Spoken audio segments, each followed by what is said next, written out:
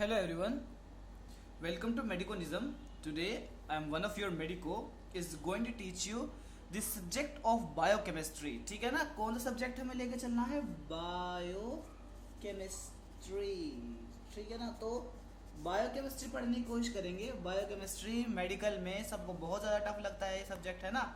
और इसका department teachers का काफ़ी ज़्यादा मतलब स्ट्रिक्ट भी होता है, तो काफ़ी ज़्यादा मतलब इसमें दिक्कत आती है. लेकिन ऐसी कोई ज़रूरत नहीं है, डरने की ज़रूरत नहीं है. हम इसको पढ़ेंगे और इजी करके इसको समझने की कोशिश करेंगे. ठीक है ना. तो बायोकेमिस्ट्री में हमें जो फर्स्ट चैप्टर पढ़ना होता है वो होता है हमारा हिस्टोरिकल बैकग्राउंड्स का. लेकिन हिस्टोरिकल बैकग्राउंड्स इसमें बायोकेमिस्ट्री में कोई नहीं पढ़ता है. दूसरा चैप्टर आता है, इसमें आपका इन सब का ऑर्गेनेलीज वगैरह का. ऑर्गेनेली भी कोई नहीं पढ़ता है. ड्रॉप टाइम में अब हमने बहुत अच्छे से पढ़ते हैं सब के सब ऑर्गेनेली, है ना. ड्रॉप टाइम में हम काफ़ी तरीके से अच्छे तरीके से ऑर्गेनेली पढ़ के आए हैं. तो जो मेन चीज़ है हमें उसमें पढ़नी है ये बायोमोलिक्यूल्स के जो कंपाउंड्स होते हैं इनकी केमिस्ट्री पढ़नी है हमें. ठीक है ना, इनकी केमिस्ट्री. तो सबसे पहले हम शुरू करते हैं प्रोटीन्स में अमाइनो एसिड्स और अमाइनो एसिड में उनका क्लासिफिकेशन. ठीक है.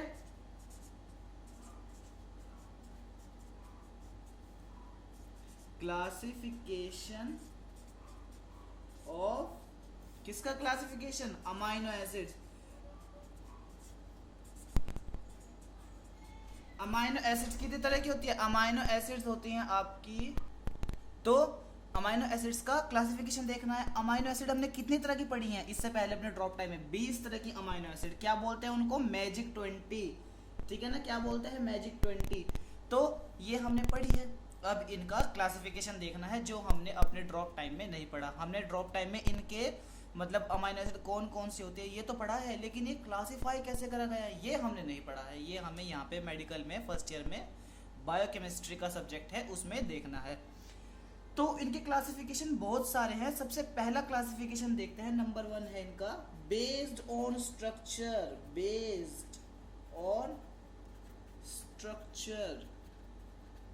स्ट्रक्चर के बेस पे अमीनो एसिड कैसे कैसे तरह की हैं. स्ट्रक्चर के बेस पे अब देखो, सबसे पहले तो स्ट्रक्चर पता ही कर ले कि अमीनो एसिड कैसा है. ठीक है ना. यहाँ पे एक C है, ये एक H ग्रुप है अल्फा हाइड्रोजन, एक ये R ग्रुप है, नीचे COOH ग्रुप है और ऊपर NH2 ग्रुप है.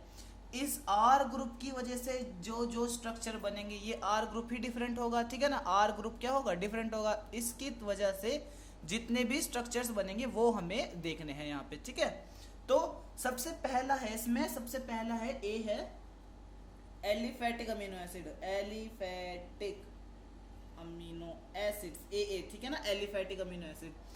अब एलिफैटिक का मतलब क्या समझते हो? एलिफैटिक का मतलब सिंपल चेन है, उसके अंदर कोई भी एरोमेटिक ग्रुप नहीं प्रेजेंट होगा. ठीक है ना, simple chain without aromatic group. ठीक है. तो ये 3 तरह के होते हैं. इसमें सबसे पहला पढ़ते हैं. सबसे पहला है मोनो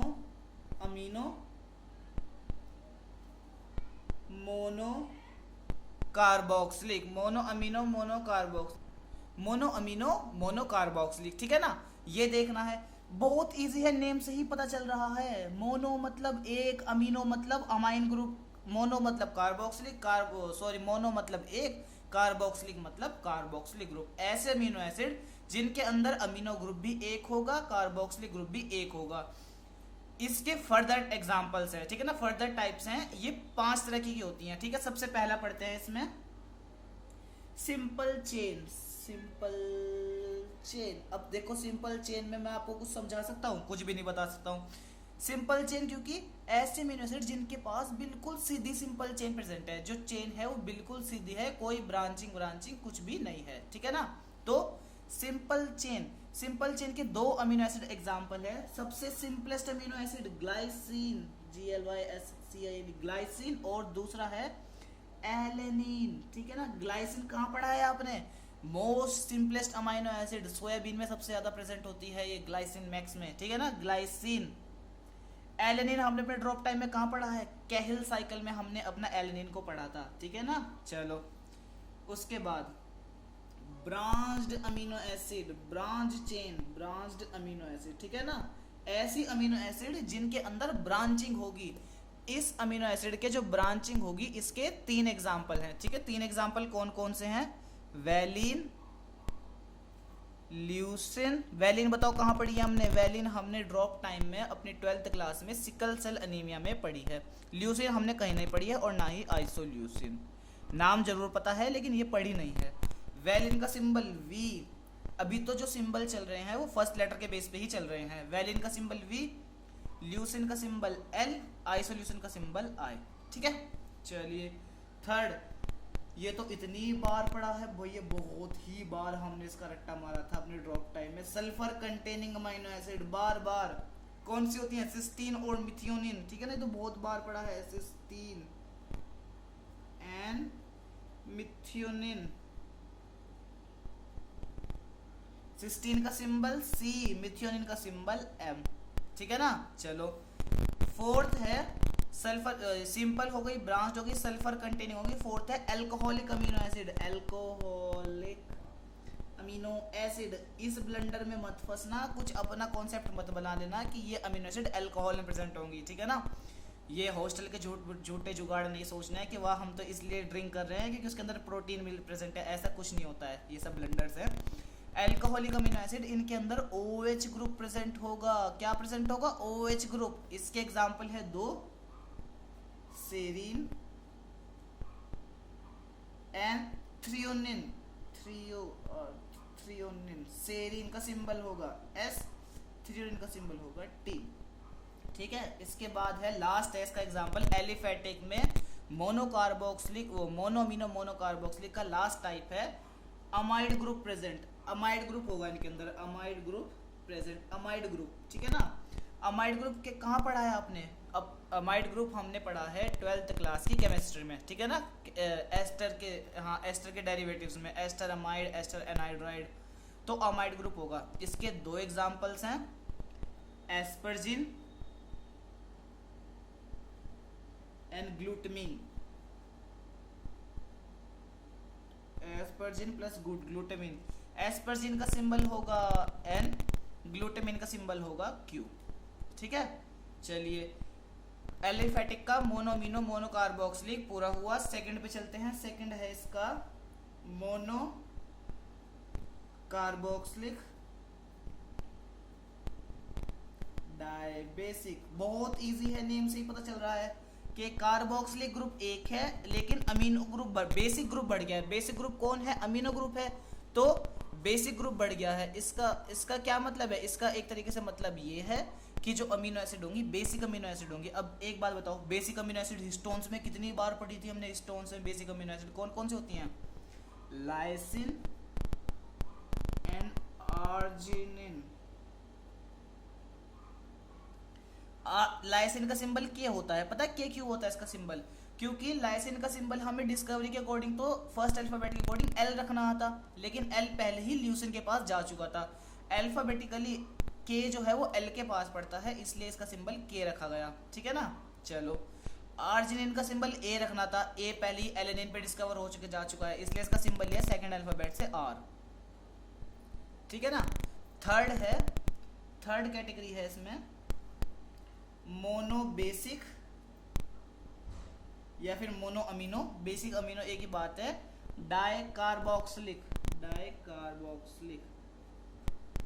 ठीक है ना, तो मोनो अमीनो डाइकार्बोक्सिलिक। इसके एग्जांपल दो हैं। एसिडिक अमीनो एसिड, क्योंकि अगर कार्बोक्सिलिक ग्रुप बढ़ गए तो अमीनो एसिड कैसी हो गई? अमीनो एसिड एसिडिक हो गई। ठीक है ना, इसके एग्जांपल दो हैं, aspartic acid plus glutamic acid. अब इनका प्रोनाउंसिएशन थोड़ा सा इंटरेस्टिंग है। इनके जो सिंबल्स है ना वो इनके ब्रिटिश प्रोनाउंसिएशन से आए हैं। एस्पार्टिक एसिड कैसे बोलते हैं अंग्रेज? एस्पार्टिक एसिड को एस्पार्टिक एसिड है ना, एस्पार्टिक एसिड ऐसे करके, तो उन्होंने डी जो साउंड आ रही है ना उनकी, उनसे उन्होंने इसका सिंबल रखा डी। ये कोई मतलब मेरा अपना कॉन्सेप्ट नहीं है, ये रियल में ही ऐसा ही है। ग्लूटामिक एसिड कैसे लिया उन्होंने, कैसे बोलेंगे इसको? ग्लूटामिक एसिड है ना, थोड़ा सा फनी है ये, लेकिन इसका सिंबल इसलिए इन्होंने ई रखा गया, प्रोनाउंसिएशन से आया है इनका। ठीक है, चलिए नेक्स्ट चलते हैं। अब एलिफेटिक पूरा हुआ है, सिर्फ क्या पूरा हुआ है? एलिफेटिक पूरा हुआ है अभी, एक कैटेगरी। अब एलिफेटिक के बाद आएगा बी। अब सोचो जहां एलिफेटिक है वहां एरोमेटिक भी होगा। Aromatic amino acid. Aromatic amino acid हमने कहाँ पढ़ी है? हमने अपने ड्रॉप टाइम में ये अमीनो एसिड पढ़ी है। कहाँ पे पढ़ी है? जेनेटिक्स में एक डिसऑर्डर में पढ़ी है। किसमें? Phenyl ketonuria. फिनाइल कीटोन्यूरिया में दो अमीनो एसिड पढ़ते हैं ना हम। एक तो पढ़ते हैं फिनाइल एलेनिन, और फिनाइल एलेनिन से एक अमीनो एसिड बनती है। कौन सी बनती है? टायरोसिन। टायरोसिन का सिंबल टी लेना था, लेकिन टी हम पहले कहाँ पे ले चुके हैं? थ्रियोनिन में, इसलिए इसका सिंबल लेंगे सेकंड अल्फाबेट से वाई। फिनाइल एलेनिन का सिंबल कैसी साउंड आ रही है? फिनाइल। फिनाइल एफ की साउंड आ रही है ना, इसलिए इसका नाम होगा, सिंबल होगा एफ। ठीक है, एरोमेटिक हो गया। अब एरोमेटिक भी दो तरीके का होता है ना, होमोसाइक्लिक और हेट्रोसाइक्लिक। तो ये होमोसाइक्लिक में आते हैं, हेट्रोसाइक्लिक का अब पढ़ते हैं। हेट्रोसाइक्लिक अमीनो एसिड्स, ठीक है ना। हेट्रोसाइक्लिक अमीनो एसिड होंगी दो। एक तो होंगी most complex amino acid tryptophan, और एक होगी least basic amino acid histidine. मतलब लीस्ट बेसिक मतलब अपने जो बेसिक हैं उनमें, ऐसा नहीं कि सब में ही ये सब वो लीस्ट होगी, ऐसे नहीं है। हिस्टिडीन का सिंबल H, ट्रिप्टोफान का सिंबल होता है W। अब इस W को कैसे याद करें, ये भी तो दिक्कत है ना। T से टंगस्टन, टंगस्टन का सिंबल भी W होता है, और T से ट्रिप्टोफान, इसका सिंबल भी W। ऐसे कंपैरेटिवली आपको याद हो जाएगा, ठीक है ना। तो अभी तक हमने क्या देखा? एलिफेटिक अमीनो एसिड देखा, एरोमेटिक अमीनो एसिड देखा, हेट्रोसाइक्लिक अमीनो एसिड देखा। इसके बाद फोर्थ है इमिनो एसिड। इमिनो मतलब जिसके अंदर NH ग्रुप प्रेजेंट होगा, सिर्फ NH ग्रुप, ठीक है ना। अब ये सोचो, NH4 ammonium, NH3 ammonia, NH2 amino, NH imino, imino group present होगा। इसका एग्जांपल सिर्फ एक अमीनो एसिड है जिसका नाम है प्रोलिन, सिंबल P, सिंपल सा। फिफ्थ है डेराइव्ड अमीनो एसिड्स। अब इसमें तो बहुत नेम से ही पता चल रहा है, डेराइव्ड मतलब ये अमीनो एसिड जो दूसरी अमीनो एसिड से ड्राइव्ड होंगी, ठीक है ना। ये तीन तरह की होती हैं। देखो, डेराइव्ड अमीनो एसिड वो होंगी जो दूसरी अमीनो एसिड से ड्राइव्ड होंगी। अब ये अमीनो एसिड अगर प्रोटीन के अंदर इन्होंने बिल्डिंग ब्लॉक्स बना दिए तो एक कैटेगरी तब होगी अगर ये बिल्डिंग ब्लॉक्स ना बना के ये बॉडी के अंदर अकेली ही रही, आइसोलेटेड ही रही, ठीक है ना। तो तीन कैटेगरी है यहाँ पे। फर्स्ट है प्रेजेंट इन प्रोटीन्स, दूसरी है आइसोलेटेड मतलब सिंगल ही रहेंगी, वो अकेली ही रहेंगी, और थर्ड की बात हम अभी करेंगे। पहले एग्जांपल देखते हैं इनके। इसका सबसे पहला एग्जांपल है gamma carboxylated TEB, gamma carboxylated glutamic acid मतलब ग्लूटामिक एसिड की गामा पोजीशन पे कार्बोक्सिलेशन हो गया है, ठीक है ना। कोई दिक्कत वाली बात नहीं है, समझ आ गया है। इसके बाद है, पहला एग्जांपल तो ये था, दूसरा एग्जांपल है हाइड्रोक्सीप्रोलिन प्लस हाइड्रोक्सीलाइसिन। कोई टीचर्स आपको अपने शायद 11th-12th में बोला होगा ये कि ये होती है 21st और 22nd अमीनो एसिड, जबकि ऐसा नहीं है। 21st और 22nd अमीनो एसिड अलग होती है, ठीक है। थर्ड एग्जांपल है प्रोटीन्स के किससे बनेगी? अमीनो एसिड से। तो amino acids of ribosomes plus histones, क्योंकि ये जो हिस्टोन्स, क्योंकि जब इनकी राइबोसोम्स के जो हिस्टोन्स की प्रोटीन होती है ना, इनका ना बनने के बाद में एसिटाइलेशन और मिथाइलेशन हो जाता है, इसलिए वो स्ट्रक्चर बदल जाता है नॉर्मल से, इसलिए, ठीक है ना। पहले इनको अंडरलाइन कर देते हैं वरना यहाँ से लेगा इसमें ही हो जाए, ठीक है ना। चलिए, आइसोलेटेड का एग्जांपल है, ये आपने पढ़ रखा है इसमें यूरिया साइकिल में, ऑर्निथिन, फिर सिट्रुलिन। ऑर्निथिन और सिट्रुलिन किससे बनती हैं? ये आर्जिनिन से बनती हैं, ठीक है ना। थर्ड है होमोसिस्टीन किससे बनती है? सिस्टीन से, गलत, मिथियोनिन से बनती है, मिथियोनिन के मेटाबॉलिज्म में, ठीक है ना। और एक एग्जांपल इसमें ले लो, थायरोक्सिन हार्मोन है, किससे बनता है? टायरोसिन से, ठीक है। थर्ड कैटेगरी जो इसमें है, ये था B, ये था A, और C है जो इसमें वो है non alpha amino acids, amino acid जो होती है ना बेसिकली बच्चों वो अल्फा पोजीशन वाली होती है, मतलब अल्फा पोजीशन पे अमीनो एसिड मिलती हैं। लेकिन अगर अमीनो एसिड अल्फा की जगह कोई और मिल रही है तो उन्हें हम बोलते हैं नॉन अल्फा। इसके एग्जांपल दो हैं, एक तो गाबा। गाबा क्या है? एक इनहिबिटरी न्यूरोट्रांसमीटर। इसकी फुल फॉर्म क्या है? गामा अमीनो ब्यूटारिक एसिड, मतलब गामा पोजीशन पे अमीनो ग्रुप प्रेजेंट है, ठीक है ना। और एक है बीटा एलेनिन। तो देखो डिराइव्ड अमीनो एसिड था इसका 5th कैटेगरी, और डिराइव्ड में हमने 3 कैटेगरी पढ़ लिया। प्रोज ऐसी अमीनो एसिड जो प्रोटीन में प्रेजेंट होंगी, ऐसे अमीनो एसिड जो प्रोटीन में ना प्रेजेंट होकर अकेले ही मेटाबॉलिज्म में पार्टिसिपेट करेंगी, और या फिर वो वाले अमीनो एसिड जो नॉन अल्फा होंगी। ये डिराइव्ड अमीनो एसिड है 3, ठीक है ना। तो क्या हुआ, अभी सिर्फ हमने आज की क्लास में अपना बेस्ड ऑन जो स्ट्रक्चर था वो पूरा कर लिया है, ठीक है ना। स्ट्रक्चर के बेस पे अमीनो एसिड का हमने क्लासिफिकेशन पूरा कर लिया है, ठीक है। आई होप आपको समझ आया होगा।